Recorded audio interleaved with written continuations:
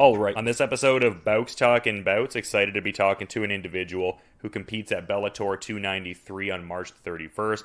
And it's a very intriguing middleweight matchup as Aaron Jeffery and John Salter get out there to test skills, and great getting to have John on the show. How's your day going so far, John? Oh, it's doing pretty well. I've got training sessions in this morning, and so I'm done for the day and just on my way home. And I imagine there would be a certain level of excitement for this one, just even in the sense of getting to return after a bit over a year away from the cage. Like, what are the feelings like as you're readying to return from, this hiatus? Yeah. I mean, I'm, like you said, excited to get back in there and get my hand raised. It's been a while. It'll be a little over a year since I fought by the time the fight happens. And I would have fought this summer, but I don't really want to use the term injury, but I've never had it happen before where like my back just kind of locked up where I couldn't stretch, I couldn't bend over, I couldn't do anything. The only thing I could really do was spar. Even walking was hard, so I just kind of spent the whole, summer just sparring, but doing not really anything else, and hitting pads, and that's about it. And so, I got over that, got healthy, good to go, and so I'm ready to, get back in and get another fight under my belt. Yeah, and I mean, what was the recuperation process like for that? Like, what specifically did you do in terms of, like, I guess, recuperative measures? Because that sounds like you were, very hindered for a period, so curious to hear how you got out of that. Man, I don't really have a great answer. I was going to physical therapy, and honestly I had to stop going to physical therapy because everything that was being done involved me either laying on my stomach or like leaning over the table, and I just couldn't do it. It was more painful than it was worth. And I got to the point where I just, I was like, I got to keep moving. I'm not going to stop doing things.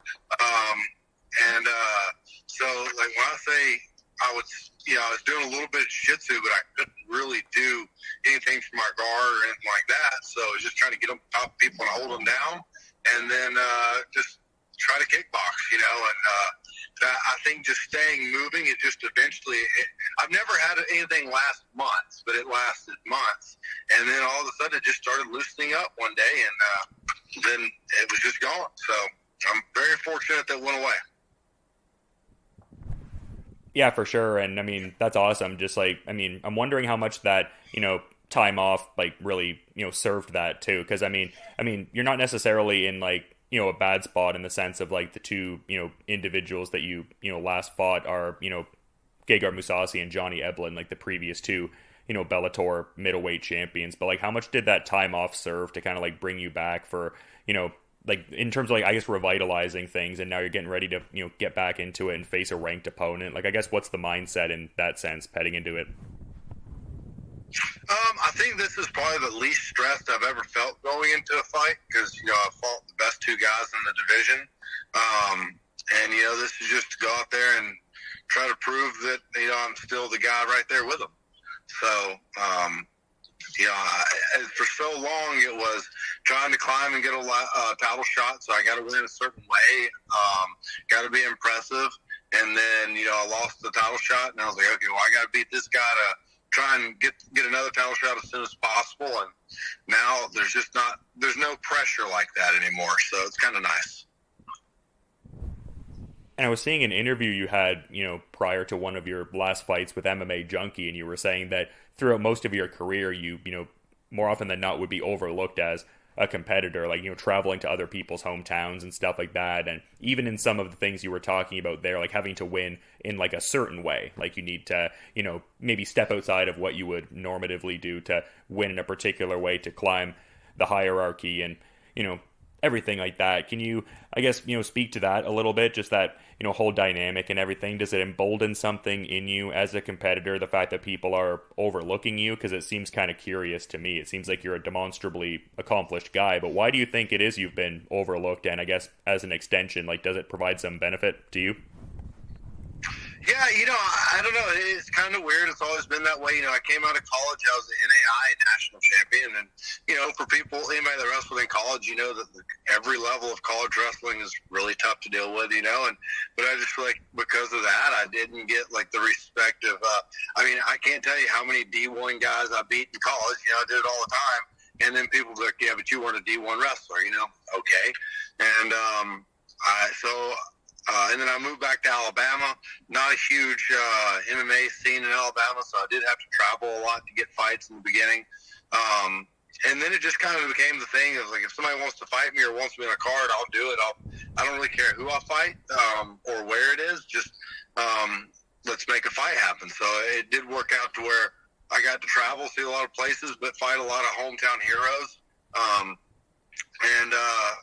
So it's kind of fun. It's been a good career that way, but it's been nice, get into Bellator, and I was the underdog for a couple of fights, even though sometimes I didn't know I was supposed to be. And then, to make a name, and now I feel like I get the respect, and that people expect me to go out there and get wins.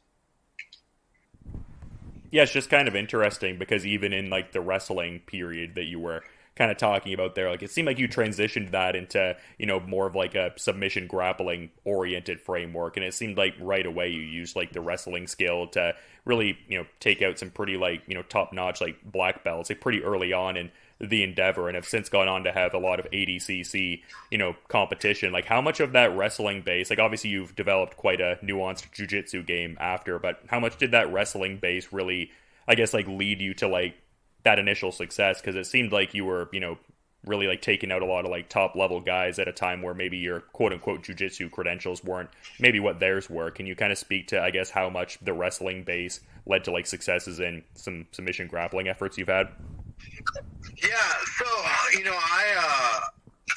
got out of college at a time, and I know MMA is a different world now. I think it's going through a couple of evolutions since I've got into MMA. But I got out of college at a time when you see all these stud wrestlers, and they would just go out there and take people down and look so dominant, and then get submitted. And I just always thought, like, that cannot be me. I cannot be that guy.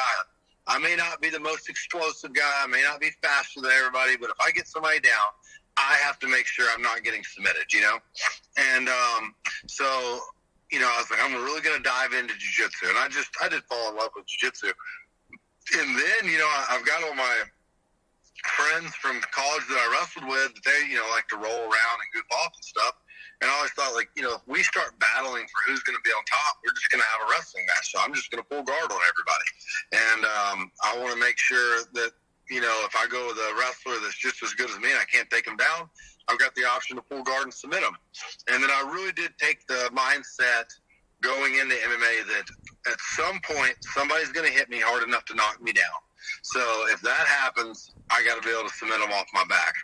And so it just, I kind of try to take it that way of I'm not going to reinvent the wheel and stop wrestling and just throwing haymakers all the time, which I had a lot of friends that I wrestled with in college that tried to get into MMA, and they just fell in love with knocking people out, which I love striking. I love the feeling of hitting somebody hard. But, at the end of the day, me standing there with, standing in front of Gegard Mousasi, who, is the level of striker he is, isn't necessarily the smartest thing to do. So, I got to make sure that my wrestling strength really plays, or, it really stays my strength. So that's kind of the way it went. I just started doing jiu-jitsu competitions and got to compete against some really good and well-known black belts very early on. And, that's just, it really has been a lot of fun to me to do that. And now jiu-jitsu thing, if you said, okay, you're never going to fight again, I would still train jiu-jitsu every day just because I enjoy it.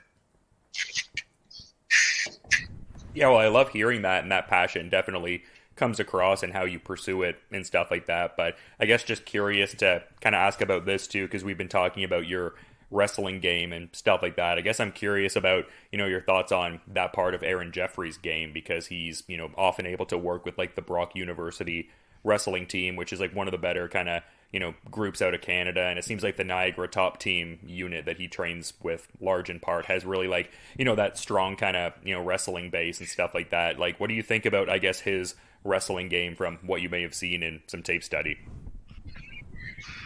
There's not a whole lot of video on him, but I think he's going to be a good wrestler. I don't, I hate this idea that people say now. It's not 10, 15 years ago where you go, oh, what does your guy do? Everybody's good at everything. So I think Jeffries is going to be a good wrestler. I don't think I'm going to go out there and you pick him and he falls over. So I think there's going to have to be a good bit of striking on the feet to be able to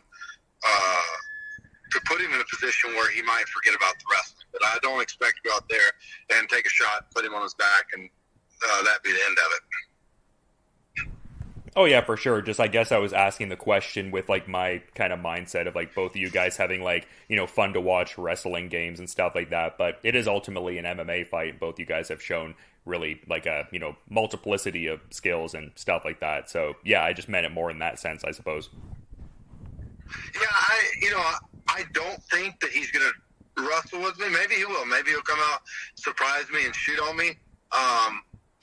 And he may really want to come out and show that he can wrestle well, I don't know. But I would kind of be surprised if that were his game plan. But if that's what happens and it turns into a back-and-forth wrestling match, then, that'll be interesting, too. I think no matter what, he's a guy that likes to finish. I'm a guy that likes to finish, so it's going to be a fun fight to watch.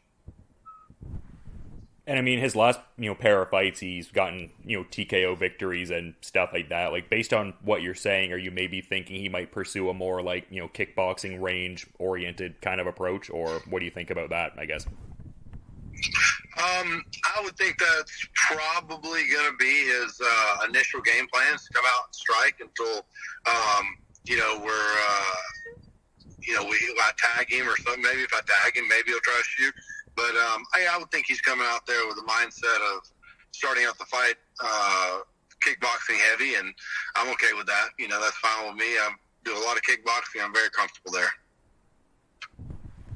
Yeah, very much so. And just curious about some of the recent preparations, because I saw a picture a little bit ago at Gym O of you getting in work with Chris Honeycutt and also Chris Weidman, and I'm kind of wondering, is that like the main space you're training at? I've also seen certain places that Port City Sports Performance and whatnot is, kind of a space, and I know you've got the Salty Dog Jiu-Jitsu as well, so like I guess where are you mostly like honing the skills ahead of this fight? I train like half and half between Wilmington, where Salty Dog Jiu-Jitsu and Port City MMA is, and then Gym O with those guys, so I'm kind of half and half most places.